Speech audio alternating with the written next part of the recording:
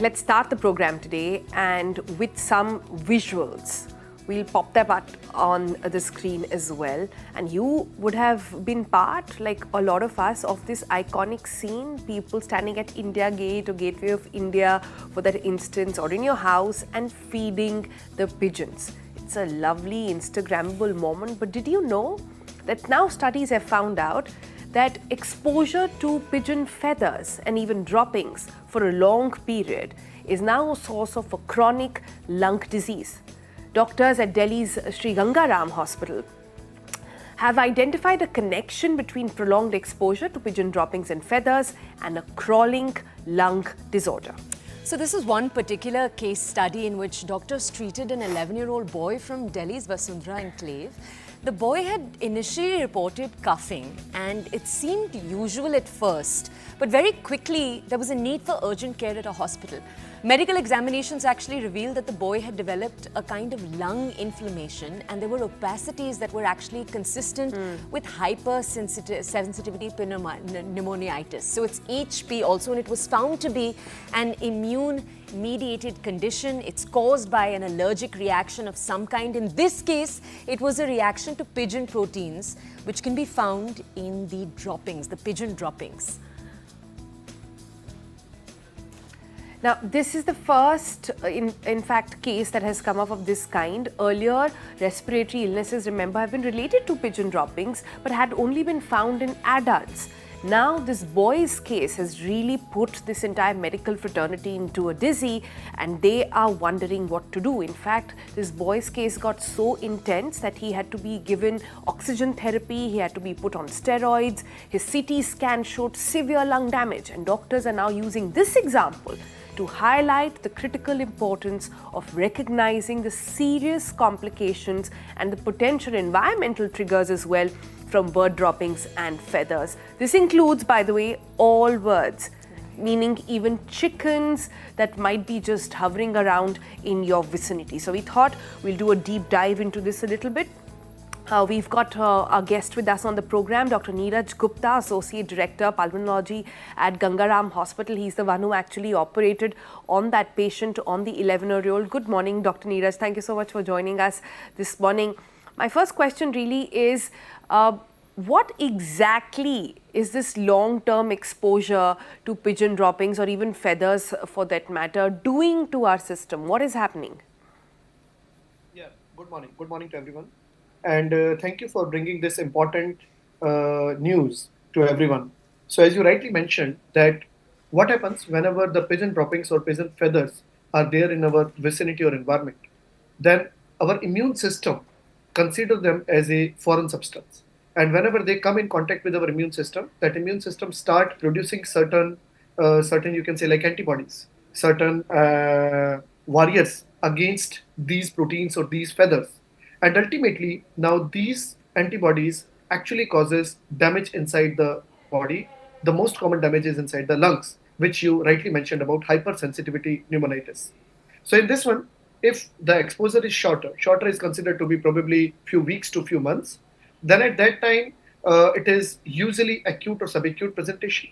And usually the patient presents to us with, you can say like a few days or probably few weeks of coughing, breathing difficulty, or probably drop in the saturation or hard to breathe, something like that. Whereas if the exposure is going on for, you can say like months to years together, then at that time it becomes like more permanent changes, permanent damage inside the lung. It produces more fibrosis in the lung, and it actually reduces the breathing capacity. And ultimately these diseases become fixed and a person has to, you can say like bear with a reduced quality of life. Doctor, can you tell us, is it all kinds of exposure? So, you know, it's a big part of our culture, this image of someone going out and actually feeding a pigeon with the seeds in their hands. Can all of that actually lead to different kinds of problems, or is it just when there's pigeons in the vicinity around you, dropping feathers in the vicinity around you? Yeah. So if I answer in a single word, so yes, the answer is yes, that any particular other species, especially birds, can produce problem.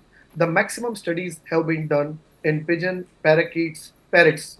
So these have been found to be more notorious. But yes, you are right that even the ducks and even the chickens they have also been found responsible. So even the people who are working in the farming, poultry areas, they have also been found to be suffering from these hypersensitivity pneumonitis. Okay. All right. All right, but Dr. Neeraj, tell us this. You're saying all birds then, including chickens and parrots and the rest of them. But a lot of them actually have been domesticated, and long-term exposure there can also lead to damage. So what does one do if you have, if you pet birds at home? What is the way to sort of still keep them and not develop an HP? Right. So I would first like to say that everyone who has got a exposure or a prolonged exposure to any type of bird is not going to develop HP. So you need to really understand that there are always two factors which happen in the body. One is the genetic predisposition. If somebody who is more predisposed, somebody who is at more risk, there is some family history of allergy, asthma, or something, then at that time, these individuals, these children are at more risk of reacting abnormally to environmental substances.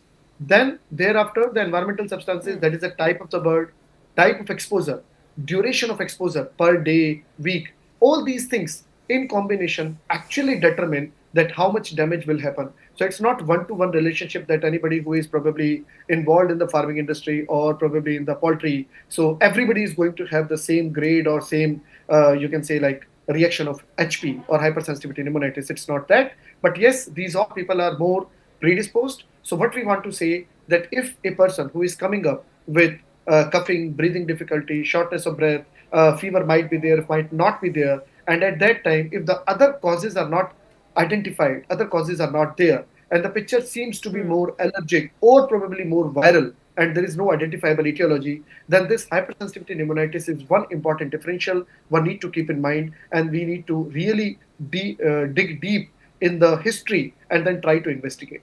Now, your question that what the person should do to avoid. So it's simply that if the person who is more predisposed, then at that time they should try to have a distance from these. So I'm not saying that do not feed the pigeons, but what I'm saying is do not go in a close proximity to them.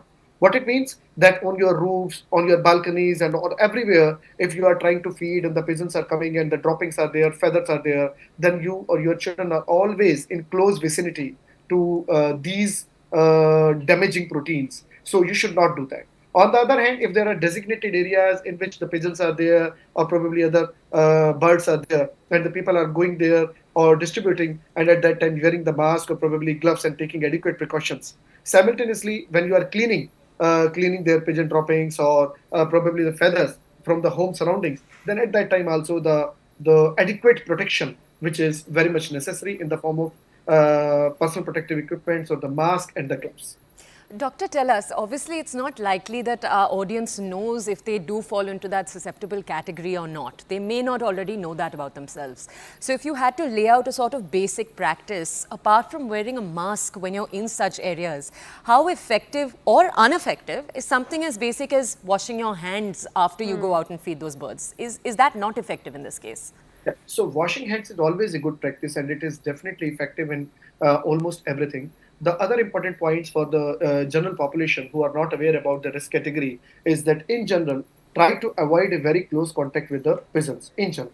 That means you can probably use some nesting type of practice or roosting type of practice to avoid coming of pigeons or other different type of birds at your balcony or probably at your roof area. Do not feed them in a very close proximity of the residential areas of anyone. And then simultaneously, you have to also keep, you can say like, it's not only even the birds. There are other reasons of hypersensitivity pneumonitis which can also happen. Even the molds are there. Even the humidification is high. Even the air conditioners where the filters are not cleaned properly. So they might also reduce some mold spores or the fungal spores. They might also be responsible for this type of similar type of manifestations.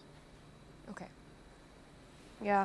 Dr. Neeraj, so if I were to understand you correctly, you were saying it's not like, and just to put this story also in perspective, it's not like anybody who's been near birds is going to develop an HP. It's not that.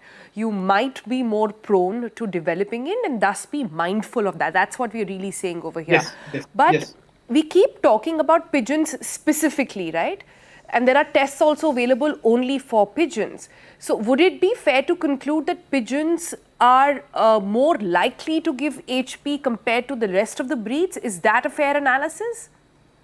Yes. So the tests are available for pigeon and parrot. These are the only two birds to which the tests are available. And why? As you rightly mentioned, because their proteins are more allergenic or antigenic as compared to rest of the birds. So yes, you need to be more cautious with these two things. One is the pigeon, another is the parrot.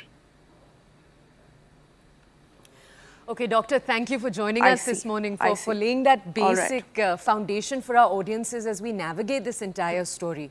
Okay, we thought we'd now take you to the other aspect of this entire story. Pigeons are sometimes called pests in discussions about city life, and it's said that the abundance in pigeon populations actually prevents other species from growing in the manner that they can, to the abundance that they can. But how true is that? And just like we're told not to feed pigeons, do we need to steer clear from all birds, as we just discussed? To bring you more on this, to bring you more about the ecological side of this entire story, the human-animal interaction that's constantly taking place around us, we have ecologist Sohail Madan. He's with us this morning to give us the breakdown. He was with the Bombay Natural History Society. That's the society that worked with the Delhi government's forest department to actually create safe havens for sparrows, so a different kind of bird. Let's just go over to him to understand more. Sohail, thank you for joining us early in the morning. Sohail, tell us, is it correct to say that in cities like Delhi, because we just said this, but it's important, if this is true, to give it that scientific backing. Is it true that in cities the proliferation of pigeons is actually at the detriment of other species like sparrows or miners or other birds, for example, in Delhi? It is accurate. Pigeons do have a tendency of overtaking the spaces that they occupy. They are prolific breeders and they like to congregate. So that makes them harmful to us human beings also, and it's detrimental to the other species, especially sparrows. So they're not affecting all species, all bird species, but they're definitely taking away space from some species. I see. I see. Definitely taking away space from other birds as well, and perhaps the reason why doctors also specifically talk about parrots and pigeons. So you're saying that that's perhaps the reason why we don't hear a lot of issues coming from sparrows. Some, a bird that a lot of environmentalists are working to protect now and bring back to our cities.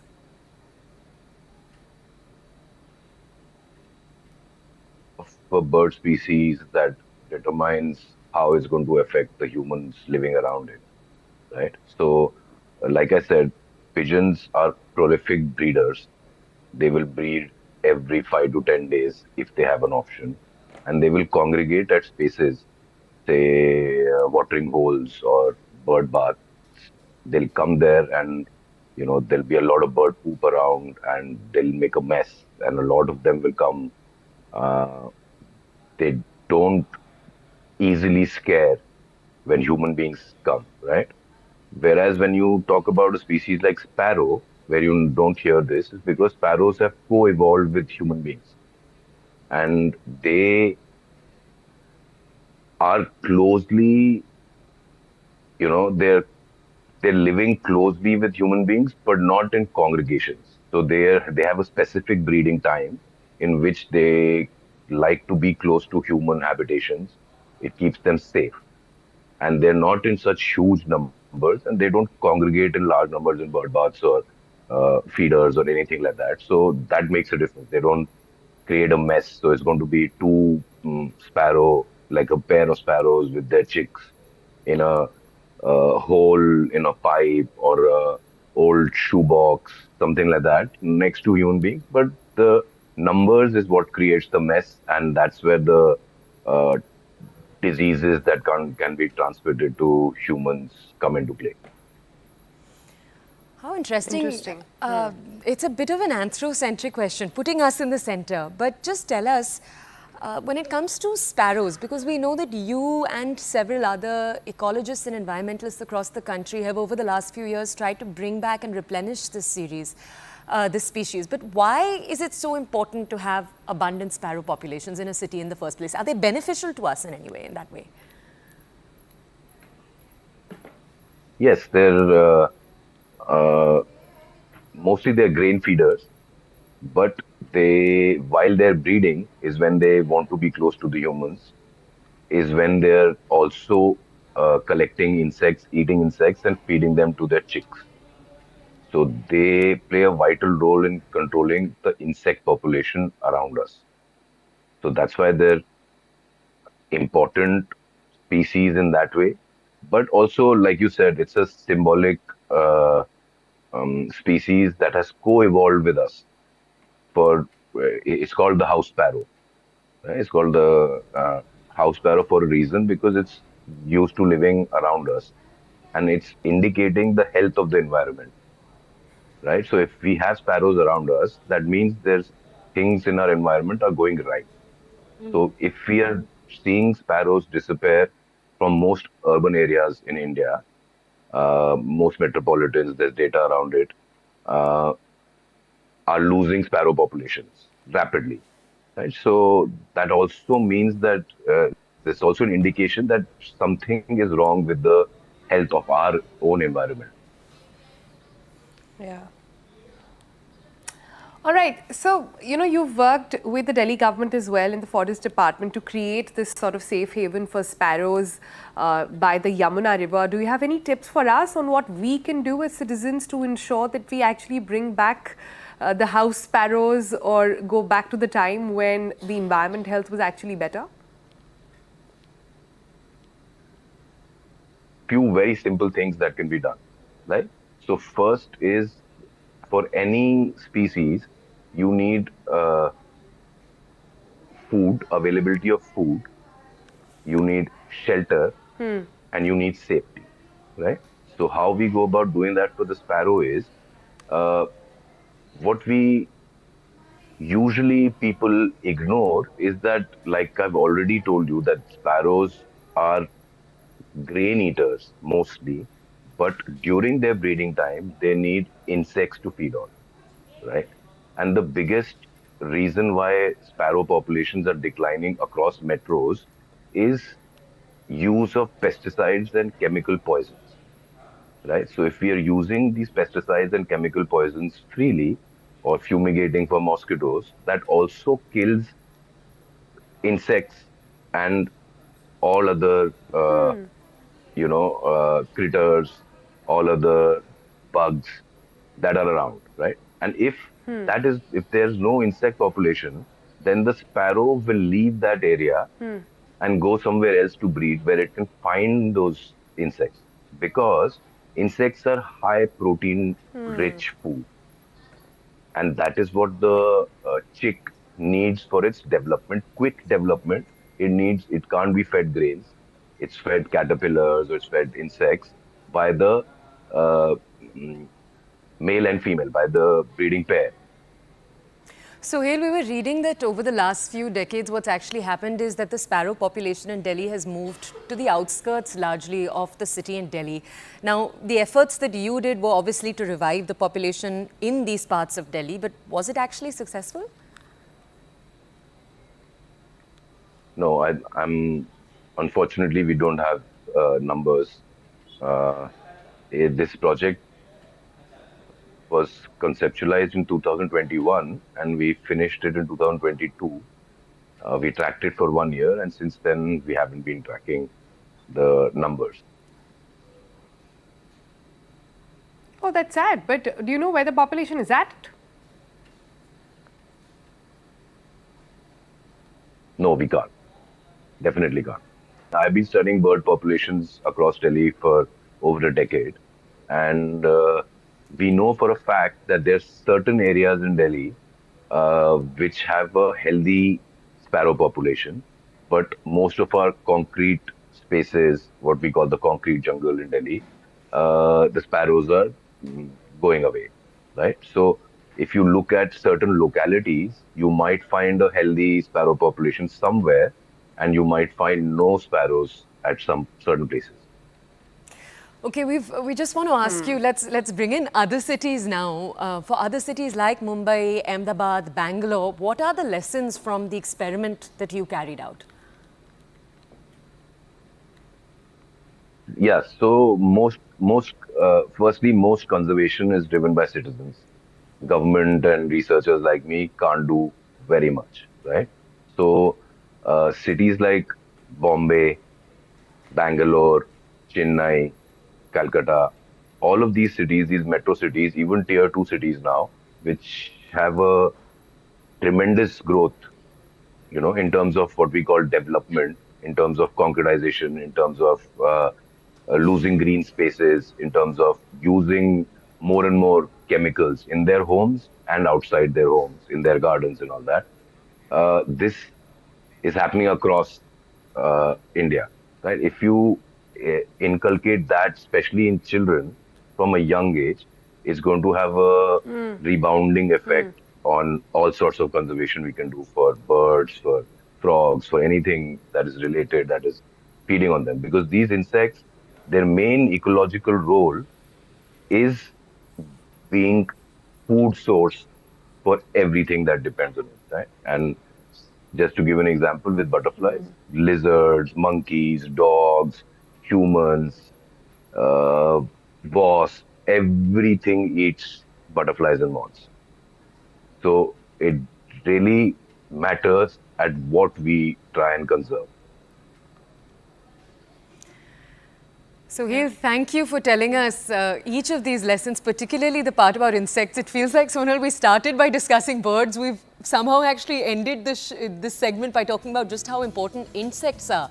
One of the very, very cool things we came about was the fact that the house sparrow in the early 2000s was actually made into Delhi's state bird. This is, I believe, because Sheila Dikshit was actually so fond of these sparrows coming to her home, feeding there, and conservationists discovered that it was. They teamed up with her, and they actually, then that's how the government came together with environmentalists in an initial effort. But their efforts are clearly still going on, as we can see. And think about it, when all of us were growing up or going to school, we all woke up to the sound of sparrows in the morning, but that's not the case in our cities anymore. And I like that how there are little bits that we as citizens can do to actually bring back the humble sparrow here, and not to have anything against pigeons. They are good, but perhaps their population needs to be controlled a little bit. On that note, enough talking about all of this and the butterfly effect. There is more really out there that we all need to educate ourselves